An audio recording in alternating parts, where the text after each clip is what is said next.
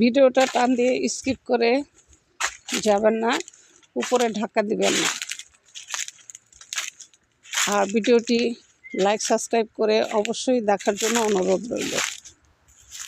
আজকে আমার কিছু জীবন কাহিনী তুলে ধরব। আপনারা এই ভিডিওতে অনেক কিছু বুঝতে পারবেন, অনেক কিছু আপনাদের শেখার আছে। বিশেষ করে ছেলে মেয়ে থাকলে তাদের সম্বন্ধে আজকে অনেক কিছু জেনে যাবেন আমার এই ভিডিওতে। যে বিষয়ে আলোচনা করতে আসছি, মূল ভিডিওতে চলে যাই। আমি হচ্ছি গরিবের একটা মেয়ে, বাবা নেই, মা নেই, ছোটোবেলা থেকে ফুটপাতে বড়। সবসময় আমি কয়লার খনি, ওখানে আমি কাজ করতাম। ওটাকে কয়লার খনি বলে। সেই কয়লার খনিতে আমি কাজ করতাম। তো করার পর করতে করতে আমি বড় হই। বড় হওয়ার পর আমার বিয়ে হয়, শাদী হয়, আমার 2টা ছেলে হয়। ছেলে হওয়ার পর আস্তে আস্তে তাদেরকে আমি বড় করি। এই কয়লার খনিতেই আমি কাজ করি। যখন ছেলেদের 20 বছর হয় তাদেরকে আমি বিয়ে করাই। তারপর আমি কয়লার খনিতেই কাজ করি। কয়লার খনিতে কি কাজ করি? কয়লার খনি থেকে কয়লা নিয়ে পাতি করে অন্য জায়গায় ছাঁকনি দিয়ে ছাঁকতে হয়। আমার কাজটা ছিল এটা। তখন ছাঁকতে ছাঁকতে এক সময় হঠাৎ করে কয়লা আমি পাতিতে যখন উঠাইতে যাই, হঠাৎ করে আমার চোখের সামনে ভেসে ওঠে অনেকগুলো স্বর্ণের কয়েন।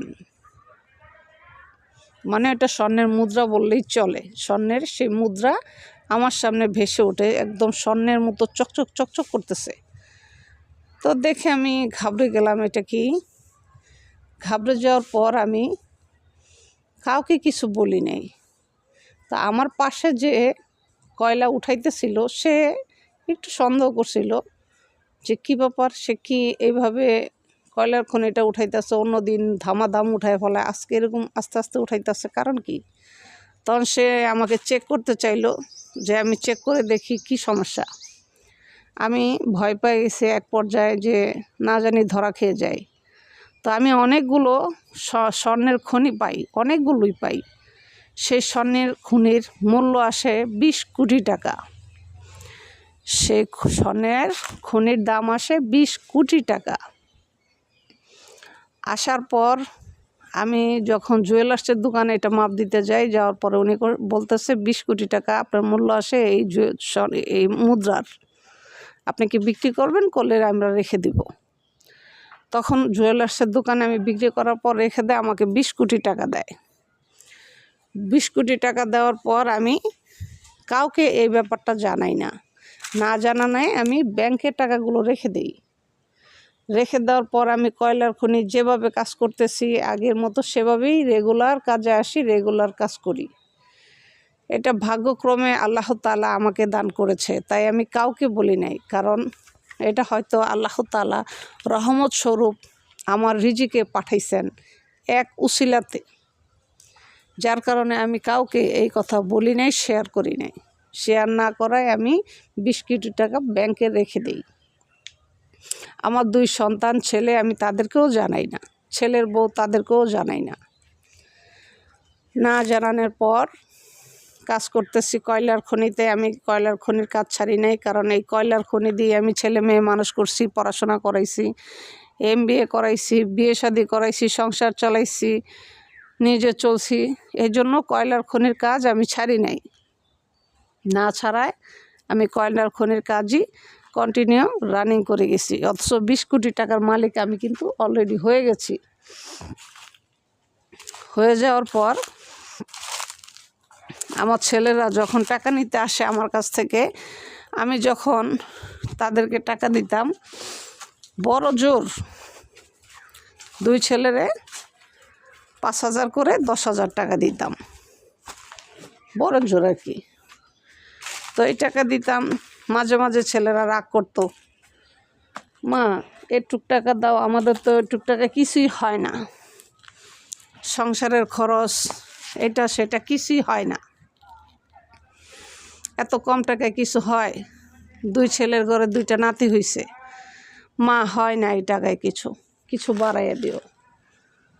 তখন বললাম, বাবারে কয়লার খনিতে কাজ করি, তোদেরকে শিক্ষিত করছি। আমার এক ছেলে আবার একটু কুইরা টাইপের, সে কোনো চাকরি বাকরি করবে না, সে ঘরে বসে খাবে।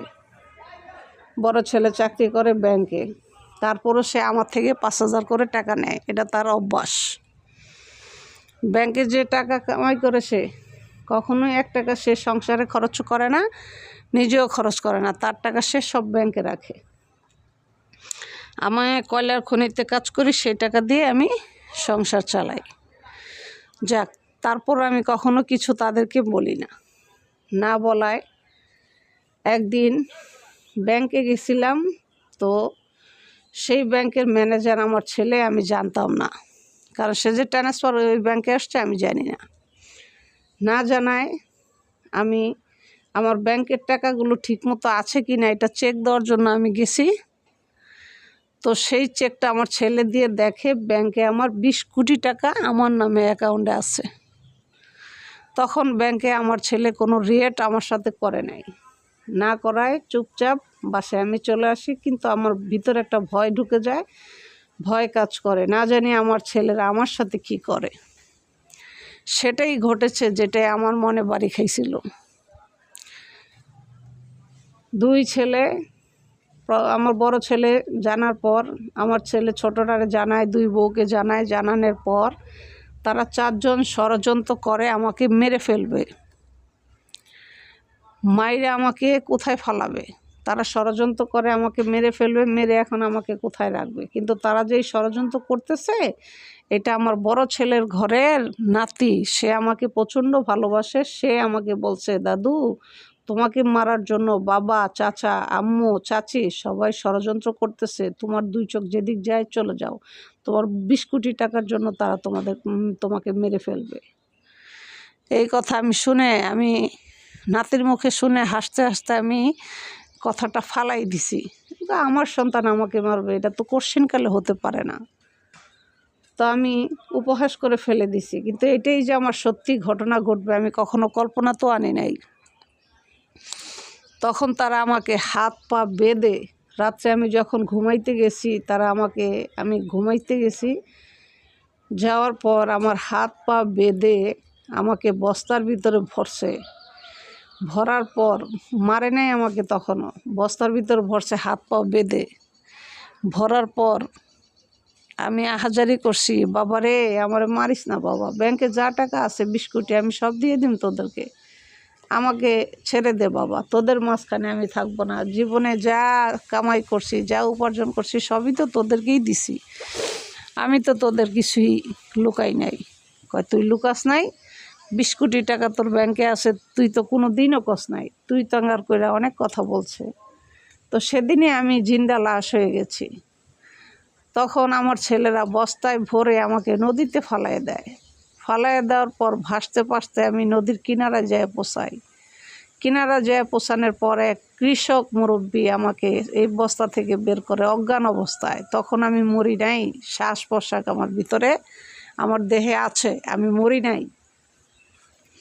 তখন সেই বৃদ্ধ কৃষক আমাকে বস্তা থেকে বের করে আমাকে খুব পেটের ভিতরে চাপচুপ দিয়ে আমারে নিঃশ্বাস আনার চেষ্টা করতেছে। অনেক চেষ্টা করে আমাকে সে বাঁচাইছে। বাঁচানোর পর সে আমাকে প্রশ্ন করছে, কে আপনার এই অবস্থা করছে?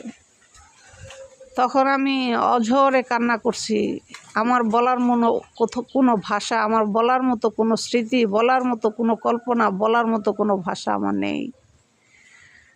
তখন আমি একটাই উত্তর দিছি যে আমার ভাগ্যে ছিল, তাই আমি এখানে এসেছি বস্তার ভিতরে, কারো দোষ নাই। কারণ আল্লাহ তাআলা যা চেয়েছেন সেটাই হয়েছে, এটা কারো দোষ না। এখন যদি আমি বলতাম আমার ছেলের বোর দোষ, এটা হচ্ছে সম্পূর্ণ ভুল কথা।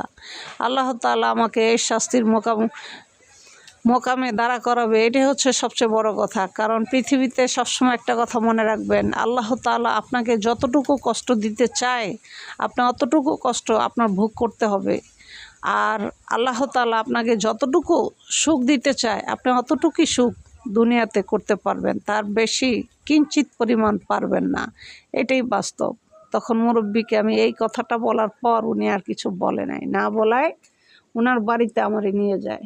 নিয়ে যাওয়ার পর সেই মুরব্বীর কোনো ছেলে মেয়ে নাই, উনি একা একটা ডেরার একটা সনের ঘর, সেখানে উনি থাকে। তো থাকার পর আমি সেখানেই জীবনযাপন করি। ওই কৃষকের আবার অনেক ধানের জমি, আমার তো আবার কাজ করে অভ্যাস আছে, আমি কয়লার খনিতে কাজ করছি, অনেক অভ্যাস আছে ভারী জিনিস উস্কানো। পরে উনার সাথে সাথে আমি ধানের কাজ করে বাকি জীবন আমি ওখানেই কাটাইলাম। তাহলে দেখেন সন্তানরা আমাকে কিভাবে ভয়ানক কষ্ট দিছে সামান্য 20 কোটি টাকার জন্য। আজকে আমি মা, তাদের কাছে আমি হচ্ছি জান্নাত, কিন্তু সেই জান্নাতকে মূল্যায়ন করে না। তবে এই দুনিয়াতে তারা আমাকে মূল্যায়ন করে নাই, কিন্তু চূড়ান্ত হিসাব কাল হাসরের ময়দানে তাদের দিতে হবে, অবশ্যই দিতে হবে। কিন্তু আমি মা, তাদেরকে অভিশাপ দিলাম না, কারণ তাদেরকে আমি অভিশাপ এই জন্যই দিব না, কারণ তাদেরকে আমি কখনোই অভিশাপের চোখে দেখি না, আর আমি তাদেরকে অভিশাপ দিব না, কারণ তারা আমার সন্তান, আমার কলিজা ছিঁড়া ধন। কলিজা ছিঁড়া ধনকে কখনোই মা আঘাত করতে পারে না, সবসময় মনে রাখবেন। দোয়া করি ভালো থাক, ভালো খাক। 20 কোটি টাকা তাদের লাগবে চাইছে, আমি বলছি দিয়ে দিব, বিশ্বাস করে নেই আমি দিব, তারপর আমার সাথে এই বিহেভ করছে। আসলে মূলত আমার ছেলেদের কোনো দোষ নাই, এটা আমার ভাগ্যে আল্লাহ তাআলা লিখে রেখেছেন। আমি এখানে আসব, এই বৃদ্ধ লোকের কাছে আসব, এই ধানের কাজ করব, এটাই হচ্ছে সবচেয়ে বড় কথা। ভিডিওটি ভালো লাগলে লাইক সাবস্ক্রাইব করে অবশ্যই চ্যানেলের সাথে থাকবেন নতুন কিছু পাওয়ার জন্য, নতুন ভিডিও। আপনাদের একটা লাইক আমাকে খুব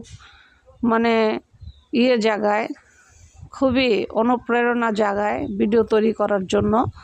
তো আপনারা একটা লাইক অবশ্যই করবেন, সাবস্ক্রাইব করে দিবেন। তা